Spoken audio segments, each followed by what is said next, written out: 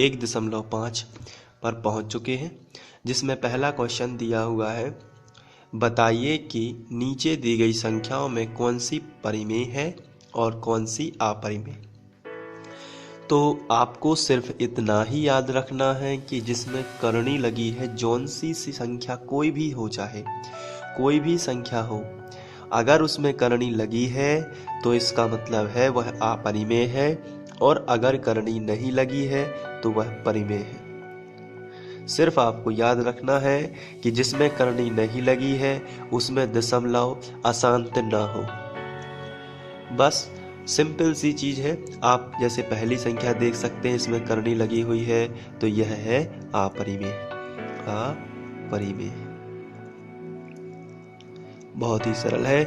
इसके बाद दूसरा क्वेश्चन है, इसमें लिखा है 3 धन करनी 23 माइनस करनी 23। चलिए ब्रैकेट को हटा देते हैं, तो आएगा 3 धन करनी 23 और माइनस करनी 23। तो यहाँ से प्लस का और माइनस का ये कैंसिल हो जाएगा, तो बचेगा केवल 3, और 3 पर कोई करनी नहीं लगी है। इसके बटे में 1 लिखा जा सकता है, अर्थात इसे अंश बाहर के रूप में लिख सकते हैं, इसलिए यह एक परिमेय संख्या है। इसके बाद बढ़ते हैं तीसरे क्वेश्चन की तरफ। तीसरा क्वेश्चन लिखा है 2 करनी 7 बटे 7 करनी 7। ये बटे के रूप में है, तो यदि हम इसको, ये ऊपर से कैंसिल हो रहा है, करनी 7, तो बचेगा 2/7, जो कि एक परिमेय संख्या है।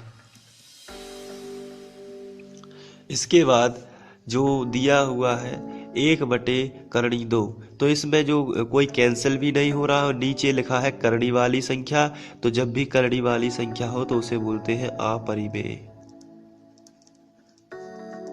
इसके बाद नेक्स्ट है 2 पाई। तो हम लोग जानते हैं, पहले पढ़ चुके हैं कि पाई एक अपरिमेय है, तो जब 2 का गुणा उसमें होगा तो वह भी अपरिमेय ही रहेगा, इसलिए हम लिखेंगे अपरिमेय। क्योंकि पाई का मान 50 स्थानों तक से भी ज़्यादा होता है, ये अशांत दशमलव में होता है, इसलिए यह भी क्या है, अपरिमेय। इस तरीके से आपका पहला क्वेश्चन सॉल्व हो जाता है। इसके बाद दूसरे क्वेश्चन पर चलते हैं।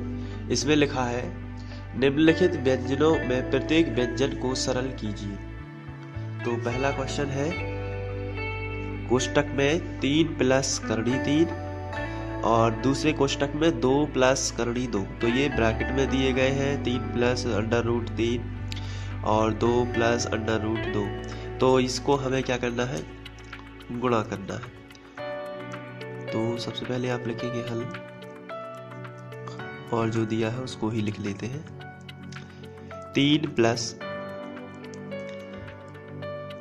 करनी 3, 2 प्लस करनी 2, ये लिख लेते हैं।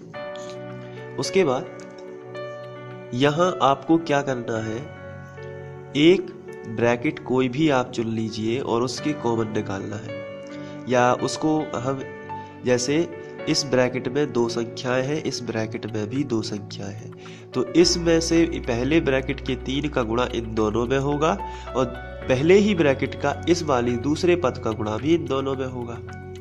तो आपको क्या करना है, पहला पद यहाँ ये वाला लिखना है, और ये वाला कोष्टक इसके साथ लिख देना है, 2 प्लस करनी 2। अभी हमने ये लिखा था और ये वाला ब्रैकेट पूरा यहाँ लिख दिया है। अब हमें लिखना है धन करनी 3, और फिर से यही वाला ब्रैकेट लिख देना है। बिल्कुल ही सरल है। आपको क्या करना है, पहले ब्रैकेट में से पहला पद लिख के दूसरा ब्रैकेट यहां लिख देना है। फिर आपको क्या करना है, पहले ही ब्रैकेट का जो बचा है चिन्ह समेत लिख के आपको यही ब्रैकेट यहां लिख देना है।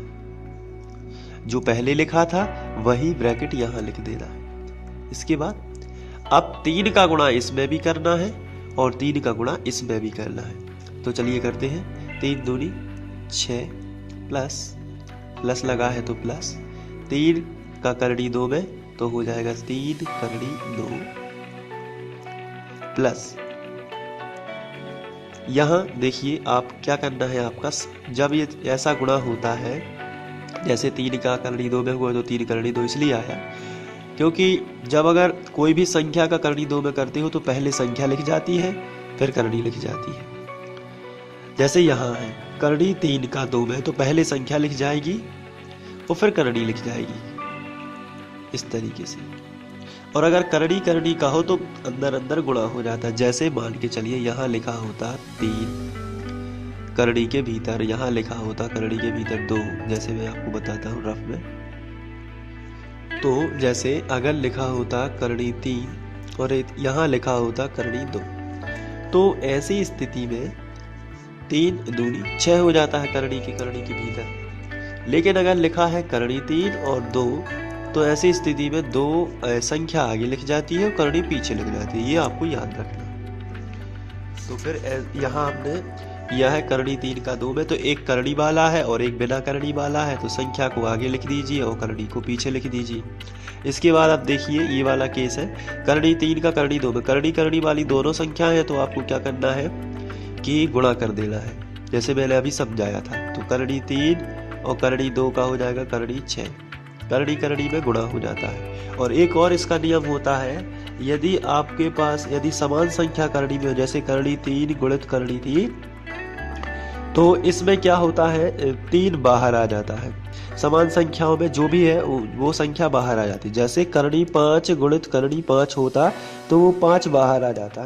क्यों आ जाता है? क्योंकि जब हम इसको ऐसा लिखते हैं, जैसे करणी 3 गुणित करणी 3 लिखा है, और जब हम इसको ऐसा लिख सकते हैं करणी 3 गुणित करणी 3, तो ये 3 की जोड़ी बन जाती है, इसलिए 3 बाहर आ जाता है, वर्गमूल हो जाता है। 9 का वर्गमूल होता है 3। तो वैसे भी नहीं तो आप डायरेक्ट भी कर सकते हो, करणी 3 तो 3 बाहर, करणी 5 तो 5 बाहर, करणी 6 गुणित करणी 6 तो 6 बाहर, इस तरीके से।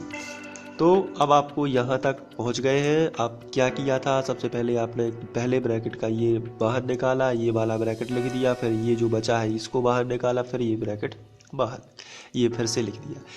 इसमें 3 का गुणा इसमें भी किया, 3 का गुणा इसमें भी किया, इसी प्रकार करणी 3 का गुणा इसमें भी किया, करणी 3 का गुणा इसमें भी किया, तो ये स्टेप आ गया। इसके बाद ये आगे सॉल्व नहीं हो रहा है, क्योंकि 6 और संख्या है नहीं कि संख्या में संख्या जुड़ जाए। करणी 2 वाला नहीं है, ये तो करणी 3 वाला है, तो ये आपस में नहीं जुड़ पाएगा, तो फिर ये आपका आंसर आ जाएगा। तो ये इस तरीके से पहला सवाल सॉल्व हो जाएगा।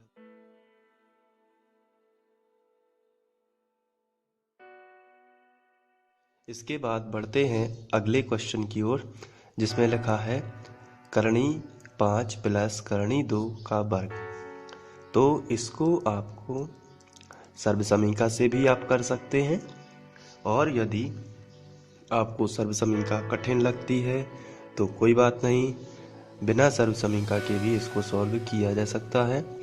बस इसको सबसे पहले आपको लिखना है करणी 5 प्लस करणी 2, और वर्ग लगा है तो वर्ग लगा। इसके बाद वर्ग का मतलब आपको पता होना चाहिए। वर्ग का मतलब होता है, इसे 2 बार लिखिए, करणी 5 प्लस करणी 2 एक कोष्टक में, और दूसरे कोष्टक में करणी 5 प्लस करणी 2, इस तरीके से। अब आपको वैसी ही प्रोसेस करनी है जैसा कि मैंने पहले क्वेश्चन में आपको बताया था। सबसे पहले आपको पहले ब्रैकेट का करणी 5 लेकर दूसरा ब्रैकेट पूरा ज्यों का त्यों लिख देना है, जो करणी 5 प्लस करणी 2 बनता है। इसके बाद पहले ही ब्रैकेट का जो अब बचा है प्लस करणी 2, इसे लेते हैं और इसे पूरा लिख देते हैं करणी 5 प्लस करणी 2। फिर से समझ लीजिए, आपको क्या करना है, वर्ग लगा है तो 2 बार लिख देना है। 2 बार लिखने के बाद पहले ब्रैकेट का करणी 5 लिखने के बाद दूसरा ब्रैकेट उससे चिपका देना है, उसके साथ ही लिख देना है। इसके बाद करणी प्लस करणी 2 या माइनस करणी 2 जो भी आपका हो, चिन्ह समेत लिख के आपको ये फिर से लिख देना। आगे बढ़ते हैं। करणी 5 का करणी 5 में करोगे तो मैंने बताया था कि समान संख्याएं जब भी करणी में होती है और उनका आपस में गुणा होता है तो वो संख्या सिंगल बाहर आ जाती है। करणी 5 का करणी 5 में करोगे तो 5 बाहर आएगा, करणी 6 का करणी 6 में करोगे तो 6 बाहर आएगा, ऐसा आपको याद रखना है। इसके बाद करणी 5 का करणी 2 में करोगे तो मैंने बताया था कि करणी भीतर वाली संख्याएं आपस में गुणा कर लेती हैं, तो ये हो जाएगा करणी 5 गुणित करणी 2 बराबर करणी 10। अब आपको यहाँ बताना है कि क्या आएगा, करणी 2 और करणी 5 में आ जाएगा करणी 5 दूनी 10 प्लस करणी 2 का करणी 2 में हुआ तो आप बताएंगे कि कितना आएगा, तो आंसर है करणी 2 का करणी 2 में हुआ। तो समान संख्या जब भी करणी में होती है तो वो संख्या बाहर आ जाती है। तो 5 और 2 जोड़ने से आया 7 और प्लस करणी 10 का करणी 10 में जोड़ना हो गया, तो ये करणी 10 आपस में जुड़ गए तो हो गया 2 करणी 10, क्योंकि 1 करणी 10 1 करणी 10 हो गए 2 करणी 10, तो ये आपका आंसर आ जाएगा। इसके बाद चौथा क्वेश्चन,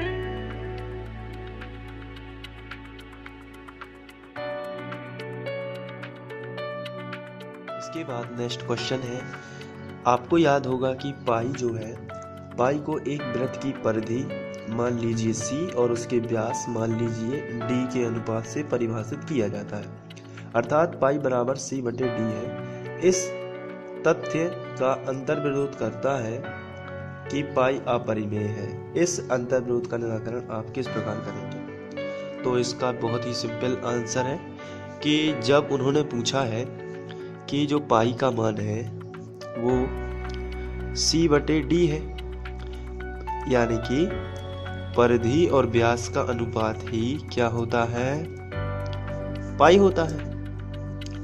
तो सीधी सी बात है, तो किसी वृत्त की परिधि निश्चित होती है और उसका व्यास भी निश्चित होता है। जैसे परिधि मान के चलिए 6 मीटर है और व्यास 2 मीटर है, तो फिर इस हिसाब से तो अगर ये कैंसिल हो जाएंगे तो फिर पाई का मान तो 3 होना चाहिए, एक एग्जाम्पल के तो। लेकिन पाई का मान तो अपरिमेय होता है, पाई का मान अपरिमेय होता है, इसका मतलब ये कभी समाप्त ना होने वाला होता है, यानी कि अशांत दशमलव होता है। तो ये कथन इसके अपरिमेय होने का अंतर्विरोध करता है कि नहीं ये तो परिमेय है। तो इसका आंसर है बिल्कुल कि ये जो बात है ये सही नहीं है, क्योंकि जब हम परिधि नापते हैं तो हम ये, जैसे हमने लिखा 6 मीटर, तो ये एग्जैक्टली 6 मीटर नहीं होती है, उसका सन्निकट मान होता है। इसी तरीके से जो मैंने व्यास लिखा 2 मीटर, तो ये एग्जैक्टली व्यास 2 मीटर नहीं होता है, ये उसका सन्निकट मान होता है, थोड़ी बहुत त्रुटि हो जाती है,